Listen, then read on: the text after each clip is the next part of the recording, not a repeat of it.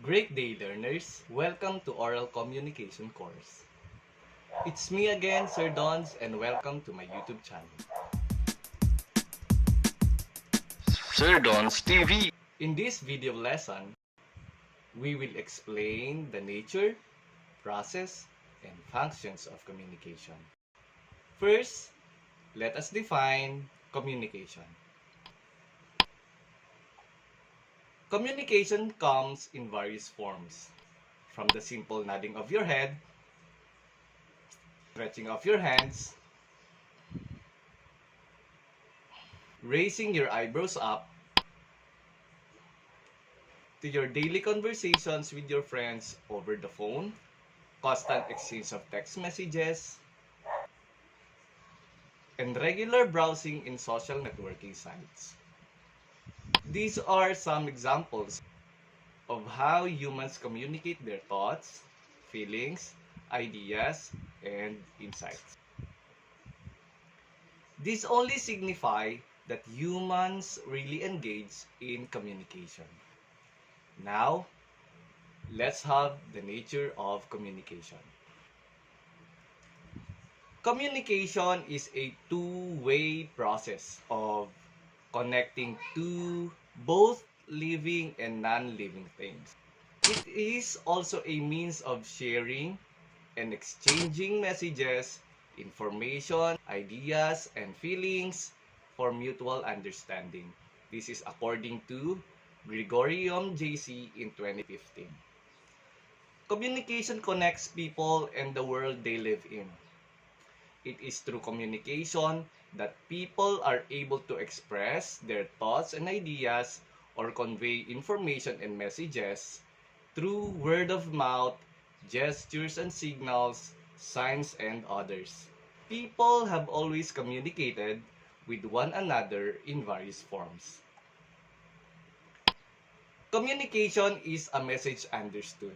Unless a message is understood, we cannot say that communication has taken place. Let us send a message to someone and say, "Where came first?" The person who gets this message would wonder what it means. For the arrangement of the words doesn't make any sense. The message is sent, but the receiver doesn't understand it. Therefore, for communication to take place, we have to consider two conditions. First, there should be a clear message.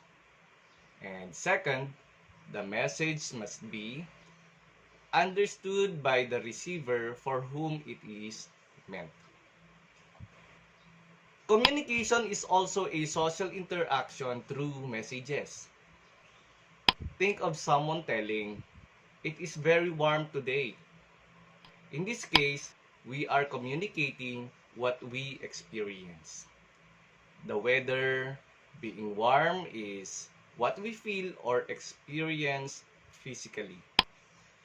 In this scenario, we are sharing our feelings or experience with someone else. Thus, we may say that communication is a sharing of experience. In our society, we all interact with messages. Without interactions, a society cannot survive. Social interaction is always through messages. Talking about process of communication, we are sometimes misunderstood due to the level of speech we use during conversation, by the volume of our voice, or the rate of our speech when we talk with our friends or acquaintances. Sometimes we are misunderstood due to the nonverbal actions that we project or incorporate in our speech during face-to-face communication. Also, when we send text messages or chat messages, we are misinterpreted because those messages are often brief and devoid of emotion. As seen in the illustration, communication begins when the speaker or source of communication responds to a stimulus and decides to encode or transmit it in the form of a message or a code through a particular channel or means of communication. The receiver decodes or interprets the message sent and responds accordingly based on his interpretation of that message. This response comes in the form of a feedback sent, and that is sent to the original source of communication, also known as the sender. As the communication transaction continues, the sender and receiver may exchange roles until understanding is achieved. Barriers to communication sometimes block the transmission of the message, thereby creating misunderstanding. Since communication is certain in our lives, it comes naturally and unknowingly. Communication serves many purposes.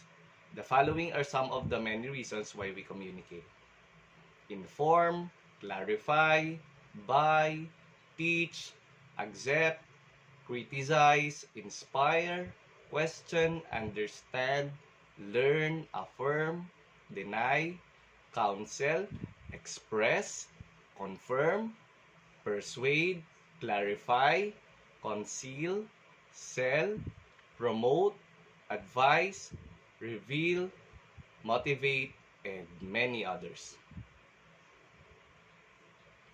With that, this ends the discussion.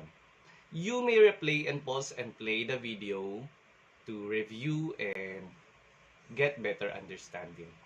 For your activity, create a situation showing a function of communication. Please answer the Google form. Link is to be found in the description of the video lesson. Or do it on a separate sheet of paper and pass it on the next module retrieval. Do not forget to put your name, section, subject, and of course, my name, the name of your teacher. This table serves as template and example. You may pause the video to read and comprehend what is in the table. This ends the video lesson. Please do not forget to comment down your clarification, question maybe, learning gain, and like and subscribe the video to be updated for the next video lesson. Thank you and God bless.